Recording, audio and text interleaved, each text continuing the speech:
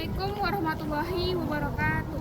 Kami mahasiswa Universitas Islam Negeri Sumatera Utara, Fakultas Ekonomi dan Bisnis Islam, kami semester 5. Video ini dibuat untuk memenuhi tugas mata kuliah Sistem Informasi Manajemen Bank Syariah dengan dosen pengampu Ibu Nurbaiti, MKom. Kami kelompok 12 terdiri dari 2 orang yang masing-masing bekerja sama dalam memenuhi tugas mata kuliah terdiri dari 5 poin. Materi yang pertama, sifat operasional aplikasi atau produk operation.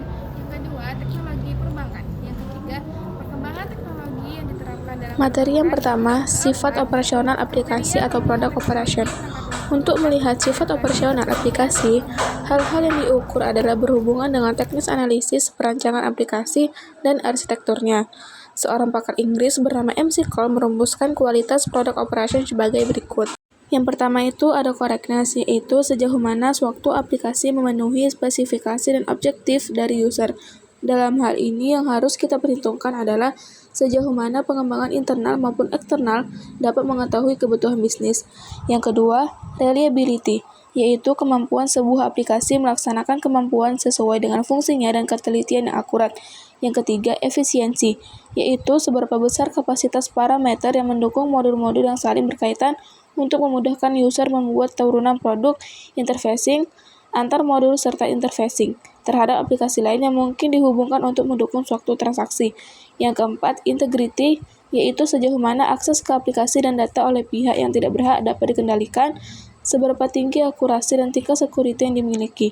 Yang kelima, usability, yaitu faktor ini menentukan sejauh mana kemudahan user mempelajari, menggunakan dan mengerti output yang dihasilkan.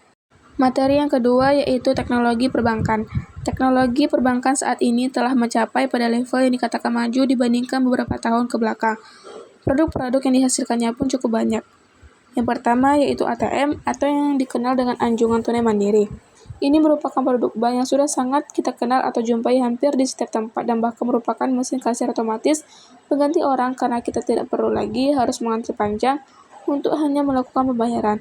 Adapun beberapa fungsinya menurut perbankan yaitu multifungsi, tarik tunai, non-tunai, setoran tunai. Yang kedua dari teknologi perbankan yaitu kartu plastik. ATM tidak akan berfungsi bila tanpa kartu plastik ini.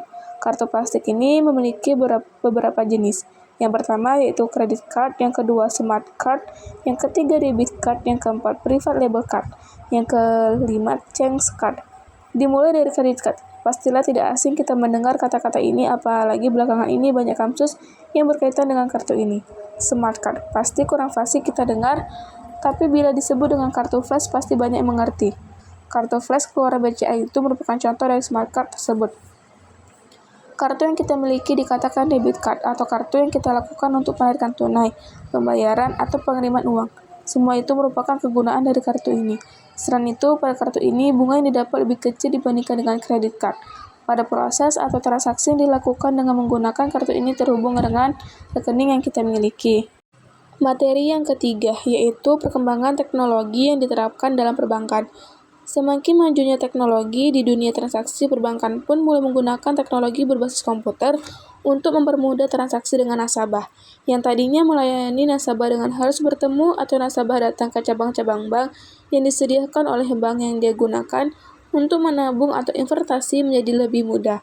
Karena bank mulai menggunakan teknologi berbasis komputer dan sekarang sudah bisa mengakses lewat internet, bahkan dengan mobile HP, dengan SMS sudah banyak diterapkan bank. Dalam dunia perbankan, perkembangan teknologi informasi membuat para perusahaan mengubah strategi bisnis dengan menempatkan teknologi sebagai unsur utama dalam proses inovasi produk dan jasa. Seperti yang pertama itu adanya transaksi berupa transfer uang via mobile maupun via teller. Yang kedua adanya ATM, auto teller machine, pengambilan uang secara cash secara 24 jam. Yang ketiga, penggunaan database di bank-bank. Yang terakhir, sinkronisasi data-data pada kantor cabang dengan kantor pusat bank. Yang D. Kriteria pemilihan teknologi, perangkat lunak perbankan. Kriteria pemilihan software komputer perbankan yang baik sesuai dengan kebutuhan bank secara umum berdasarkan pertimbangan-pertimbangan berikut. Yang pertama ada kemampuan dokumentasi atau penyimpanan data. Jenis dan klasifikasi data bank yang relatif banyak harus bisa ditampung oleh software yang akan digunakan, termasuk pertimbangan segi keamanan datanya. Nah, yang kedua ada keluasan atau flexibility. Operasional bank selalu berkembang dengan kebutuhan yang berubah-ubah dan mungkin bertambah di kemudian hari, walaupun informasi dasarnya tetap sama. Kondisi ini harus bisa diantisipasi oleh perangkat lunak komputer sampai batas-batas tertentu. Nah, yang ketiga itu ada sistem keamanan. Sebagai lembaga kepercayaan masyarakat, Agent of Truth, bank memerlukan sistem keamanan yang handal untuk menjaga kerahasiaan data atau keuangan nasabah, serta mencegah penyalahgunaan data atau keuangan oleh pihak lain yang tidak bertanggung jawab. Software komputer perbankan yang baik harus menyediakan fasilitas pengendalian dan pengamanan tersebut. Nah, yang keempat itu ada kemudahan penggunaan. Pengertian mudah dioperasikan bukan berarti setiap pemakai bisa mengakses software tersebut, tetapi petugas yang memang mempunyai kewenangan sudah mengoperasikan proses yang menjadi tanggung jawabnya. Nah, yang kelima ada sistem pelaporan atau reporting system. Data atau informasi yang dibutuhkan harus bisa disajikan dalam bentuk yang jelas dan mudah dimengerti. Bank memerlukan laporan-laporan yang lengkap dan jelas tersebut, terutama dalam proses pemeriksaan audit atau penyajian laporan yang bisa dimengerti oleh pihak-pihak yang berkepentingan. Ketersediaan teknologi dan dampaknya.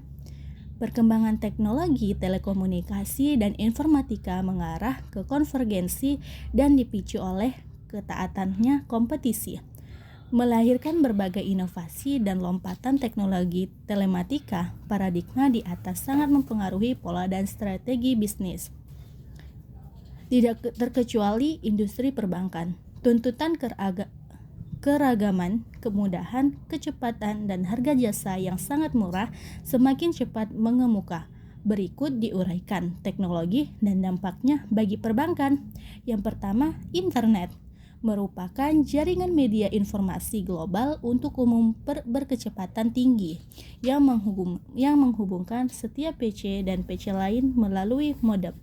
Manajemen operasinya diatur melalui penyedia jasa internet yang terhubung dengan International Internet Gateway, sehingga setiap individu dengan PC yang dilengkapi modem dapat berkomunikasi. Nah, yang kedua, intranet. Komunikasi untuk keperluan internal yang mampu membuat sesama karyawan dapat bertukar informasi dan bertukar pengetahuan ataupun media penyampaian informasi, kebijakan perusahaan, pengganti majalah, buletin di internal perusahaannya, atau private network. Yang ketiga ada extranet, jaringan komunikasi yang dibangun dari satu perusahaan ke perusahaan lainnya untuk saling bertukar informasi, bertransaksi dari dan ke supplier, pelanggan, dan pelaku bisnis lainnya.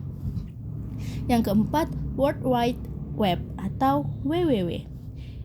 Entitas yang paling cepat tumbuh dalam fasilitasi internet yang menyediakan fasilitas dan kemudahan dalam membuka atau mengirim informasi melalui saluran link hypertext. Dengan entitas ini memudahkan setiap komputer yang terhubung ke web secara cepat mendapat akses informasi umum dari setiap komputer.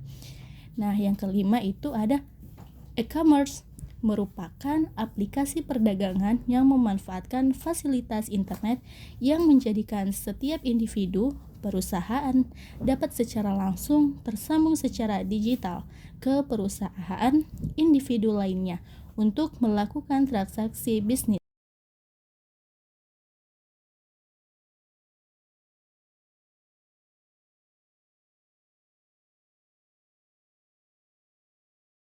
Sekian materi yang dapat kami sampaikan mengenai Sistem Informasi Perbankan Syariah Semoga video ini bermanfaat bagi teman-teman semuanya. Kurang lebihnya kami mohon maaf. Wassalamualaikum warahmatullahi wabarakatuh. Bye-bye.